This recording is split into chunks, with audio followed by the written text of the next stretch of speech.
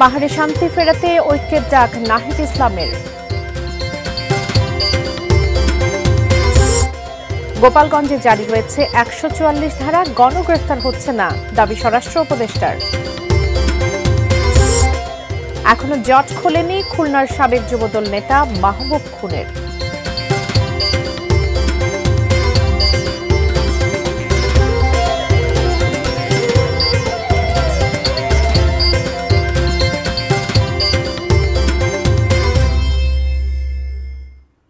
দেখছেন ATN news. দেশের খবরে সবাইকে স্বাগত জানাচ্ছি, আমি বাবলি ইয়াসমিন। এতক্ষণ নাসির ফ্লোর গ্লাসের সৌজন্যে শিরোনামগুলো শুনছিলেন। এবারে বিস্তারিত। পার্বত্য চট্টগ্রামে বিভাজন ও অশান্তি জিয়ে রেখে একটি পক্ষ সুবিধা নিয়েছে মন্তব্য করে জাতীয় নাগরিক পার্টির আহ্বায়ক নাহিদ ইসলাম বলেছেন, সকল জনগোষ্ঠীকে সমমর্যাদা দিয়ে তৈরি করতে চান নতুন সংবিধান। দুপুরে জুলাই পদযাত্রার ২০তম দিনে রাঙ্গামাটি শহরের শিল্পকলা একাডেমি থেকে পথসভা শেষে বনরূপায় সমাবেশে বক্তব্য রাখেন এনসিপি নেতারা। সেখানে বিভাজন ও বিরোধ বন্ধে সকলকে ঐক্যবদ্ধ হওয়ার আহ্বান জানান নাহিদ ইসলাম। জাতীয় নাগরিক পার্টি রাঙ্গামাটির সমন্বয়ক বিপিনী জাকমার সভাপতিত্বে সভায় আরও বক্তব্য দেন দলটির মুখ্য সমন্বয়ক নাসির উদ্দিন পাটোয়ারি, দক্ষিণাঞ্চলের মুখ্য সংগঠক হাসনাত আবদুল্লাহ, উত্তরাঞ্চলের মুখ্য সংগঠক সার্জিস আলম, সিনিয়র যুগ্ম আহ্বায়ক সামান্থা শারমিন, সিনিয়র যুগ্ম সদস্য সচিব তাসনিম জারা সহ কেন্দ্রীয় ও স্থানীয় নেতারা।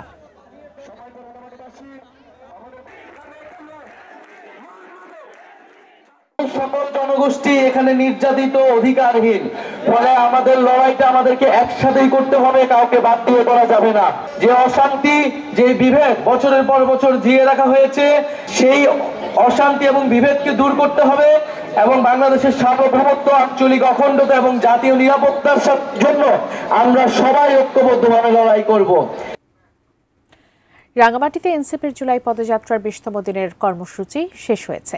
নেতারা রওনা হয়েছেন চট্টগ্রামের উদ্দেশ্যে। বিস্তারিত জানিয়েছেন প্রতিনিধি ইমতিয়াজ কামাল ইমন। জুলাই পদযাত্রার অংশ হিসেবে আছে ২০তম দিনে পার্বত্য জেলার রাঙ্গামাটিতে কিন্তু জাতীয় নাগরিক পার্টি এনসিপি এখানে পথসভা করেছে। আজ বেলা ১:৩০ নাগাদ যে কেন্দ্রীয় নেতৃবৃন্দ রয়েছে তারা এখানে এসে উপস্থিত হয়েছেন এবং রাঙ্গামাটি শিল্পকলা একাডেমির প্রাঙ্গণ থেকে একটি পথসভা শুরু করে রাঙ্গামাটির যে প্রাণকেন্দ্র রয়েছে বনরূপায়, সেখানে তারা সমাবেশ করেছে। এই সমাবেশে আমরা দেখেছি রাঙ্গামাটির ১০ উপজেলার সকল স্তর থেকে কিন্তু এখানে নেতা কর্মীরা উপস্থিত হয়েছেন। একই সাথে এখানকার যে সকল শিক্ষার্থীরা রয়েছে তারাও কিন্তু এখানে অনেকটা উৎসাহ উদ্দীপনায় এই সমাবেশে অংশ নিয়েছে। এই সমাবেশে তারা যেটি বলেছে যে ৭২-এর যে সংবিধান, সেই সংবিধানে সকল জাতিগোষ্ঠীকে অন্তর্ভুক্ত করা হয়নি। বাঙালি জাতীয়তাবাদের সাথে অবাঙালিদের মধ্যে একটি সংঘাত সৃষ্টি করা হয়েছে। একই সাথে যে ইসলাম ধর্মের সাথে অন্য ধর্মের বিভেদ সৃষ্টি করেছে। তাই অতি দ্রুত এই সংবিধান সংশোধনের মাধ্যমে দেশকে একটি সুস্থ এবং সুন্দর রাষ্ট্র হিসেবে গড়ে তুলতে চায়। পথসভা শেষেই কিন্তু তারা সকলেই কেন্দ্রীয় নেতৃবৃন্দ আবার চট্টগ্রামে উদ্দেশ্যে রওনা হয়েছেন। আবার আগামীকাল এই কেন্দ্রীয় নেতৃবৃন্দ খাগড়াছড়িতে সমাবেশ করবে বলে আমরা জানতে পেরেছি। তো এই ছিল আমার কাছে রাঙ্গামাটি থেকে সর্বশেষ তথ্য। গোপালগঞ্জে আজ ভোর ৬টা থেকে চলছে ১৪৪ ধারা। এটি চলবে রাত ৮টা পর্যন্ত। গতরাতে জেলা ম্যাজিস্ট্রেট ও জেলা প্রশাসক মোহাম্মদ কামরুজ্জামান এই নির্দেশনা জারি করেন। শনিবার রাত ৮টা থেকে জারি করা কারফিউ শেষ হয় রোববার ভোর ৬টায়। মানুষের নিরাপত্তা বিবেচনায় রাত ৮টা পর্যন্ত ১৪৪ ধারা জারি করে জেলা প্রশাসন। ওই সময়ে জেলায় যে কোনো ধরনের সভা, মিছিল বা জনসমাবেশ নিষিদ্ধ করা হয়। তবে পরীক্ষার্থী, শিক্ষার্থী, সরকারি অফিস ও জরুরি পরিষেবাগুলো এই নিষেধাজ্ঞার বাইরে থাকবে। রোববার সকাল থেকে দেখা গেছে ভীতি কাটিয়ে মানুষ জীবিকার খোঁজে বেরিয়েছে। কিছু দোকানপাটও খুলতে শুরু করেছে। তবে খুব প্রয়োজনীয় কাজে ছাড়া বাইরে বের হচ্ছেন না কেউ। রাস্তার মোড়ে মোড়ে টহল দিচ্ছে আইনশৃঙ্খলা রক্ষাকারী বাহিনী। তবে কাটেনি গ্রেফতার আতঙ্ক। গত ১৬ জুলাই এনসিপির কর্মসূচিকে ঘিরে ঘটে যাওয়া ঘটনায় এ পর্যন্ত ৪টি মামলার তথ্য নিশ্চিত করেছে প্রশাসন। এ পর্যন্ত গ্রেফতার করা হয়েছে ২৮৩ জনকে।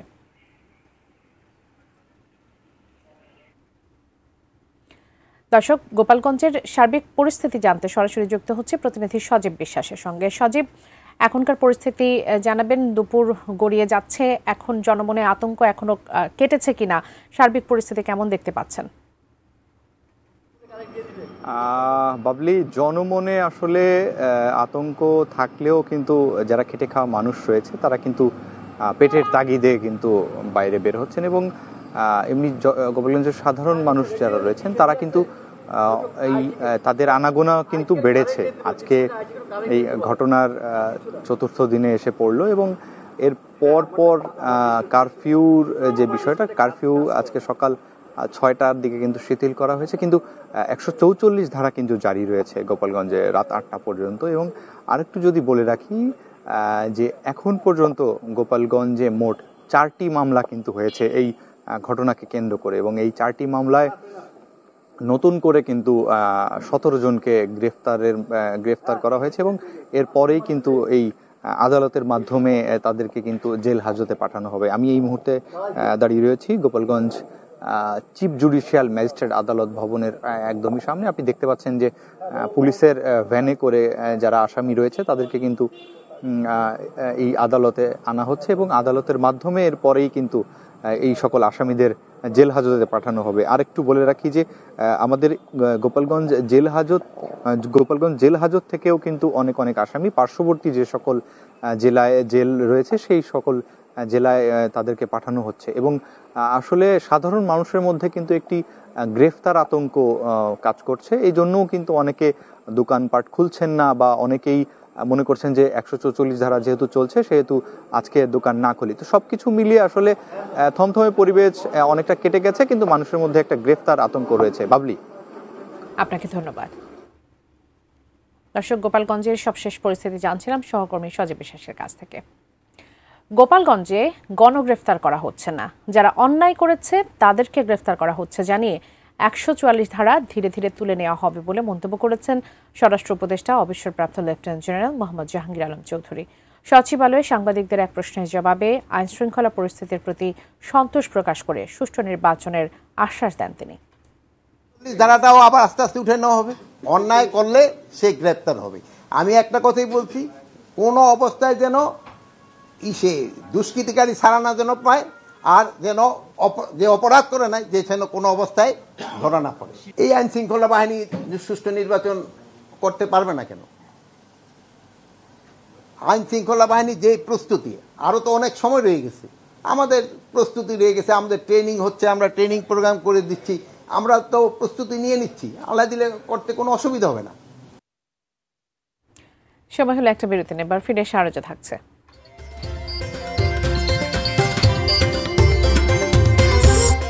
নেত্রকোনায় বসতঘর থেকে স্বামী স্ত্রীর ঝুলন্ত মৃতদেহ উদ্ধার।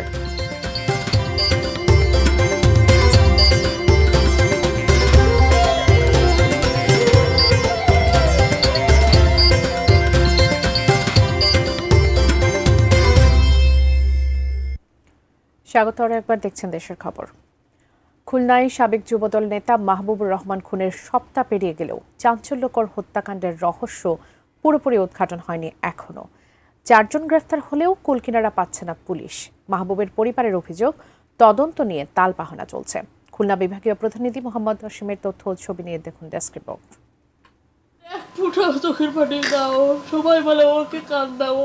মায়ের পাশে নির্বাক তাকিয়ে 12 বছর বয়সী শিশু জান্নাত ও 9 বছর বয়সী মাওয়া।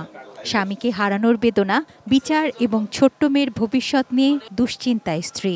মূল আসামি ধরার পরে প্রশাসনের কাছে আমার একটাই, ওইটারও আমার 100% সত্যতা দিতে হবে।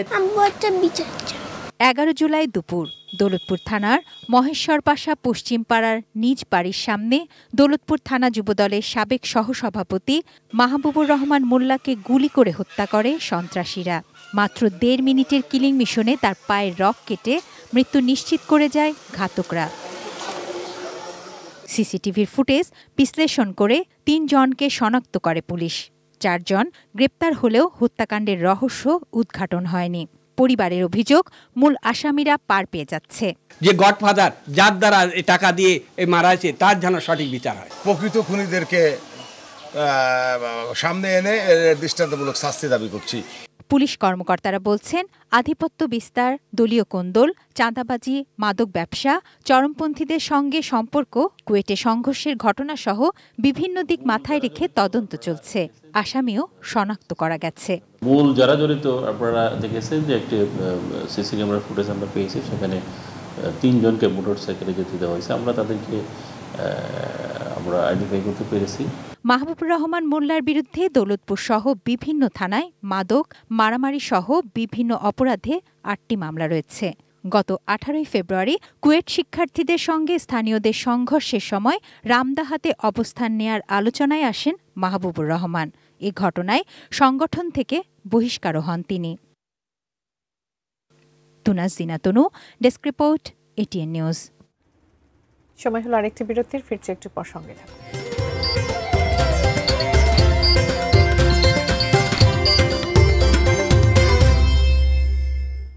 স্বাগত আরও একবার, দেখছেন দেশের খবর। যশোরের নওয়াপাড়া নৌবন্দরে বোমা হামলার প্রতিবাদে অর্থ দিবস ধর্মঘট ও মানববন্ধন করেছেন ব্যবসায়ীরা। সকাল থেকে দোকানপাট বন্ধ রেখে দুপুর 2টা পর্যন্ত অর্থ দিবস কর্মবিরতি পালন করেন বন্দর ব্যবহারকারী ও ব্যবসায়ী মহল। নওয়াপাড়া রেল স্টেশন বাজারে আয়োজিত মানববন্ধন থেকে বোমা হামলার তীব্র নিন্দা জানান ব্যবসায়ী নেতারা।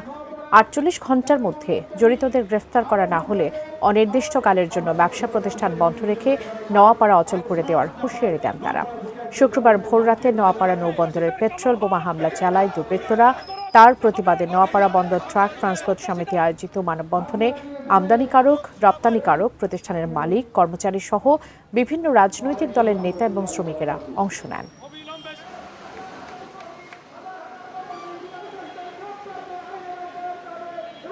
আমরা প্রশাসনকে 48 ঘন্টা সময় বেঁধে দিচ্ছি, এর ভিতরে যদি গ্রেপ্তার করে দৃষ্টান্তমূলক শাস্তির ব্যবস্থা যদি না করে থাকে, অনির্দিষ্টকালের জন্য আমরা ব্যবসা বাণিজ্য থেকে অব্যাহতি নেব। যদি নওয়াপাড়া বাজারে ব্যবসা বাণিজ্যকে টিকে রাখতে হয়, তাহলে 48 ঘন্টার ভিতরে এই দুষ্কৃতকারীদের, এই বোমা নিক্ষেপকারীদেরকে ধরে এনে আইনের আওতায় এনে দৃষ্টান্তমূলক শাস্তির ব্যবস্থা করতে। নেত্রকোনার দুর্গাপুরে বসতঘর থেকে স্বামী স্ত্রীর ঝুলন্ত লাশ উদ্ধার করেছে পুলিশ। আজ সকালে মৃতদেহ দুটি উদ্ধার করা হয়। পুলিশ জানায়, দুর্গাপুর উপজেলার চকলেটগুড়া গ্রামের সোহাগ মিয়া ও কুড়ালিয়া গ্রামের ঝুমা আক্তারের 1 বছর আগে বিয়ে হয়। বিয়ের পর তাদের মধ্যে প্রায়ই ঝগড়াঝাটি লেগে থাকত। প্রতিদিনের মতো শনিবার রাতে খাওয়া দাওয়া করে ঘুমিয়ে পড়েন ওই দম্পতি। রোববার সকালে বাড়ির লোকজন তাদের ডাকাডাকি করে কোনো সাড়া না পেয়ে পুলিশে খবর দেয়। ঘটনাস্থলে গিয়ে ঘরের দরজা খুলে তাদের ঝুলন্ত মৃতদেহ উদ্ধার করে পুলিশ। দুর্গাপুর থানার ভারপ্রাপ্ত কর্মকর্তা মাহমুদুল হাসান জানান, ময়না তদন্তের রিপোর্ট পেলে আইনগত ব্যবস্থা নেওয়া হবে।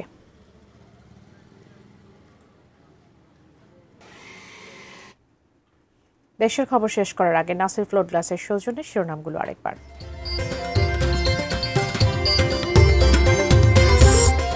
পাহাড়ে শান্তি ফেরাতে ঐক্যের ডাক নাহিদ ইসলামের।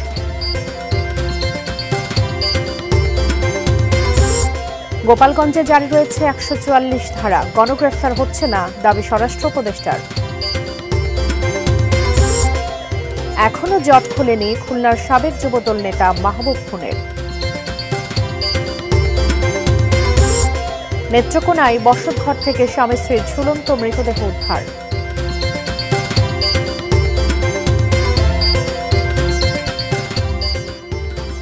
এই ছিল দেশের খবরে। এতক্ষণ সঙ্গে থাকার জন্য ধন্যবাদ সবাইকে।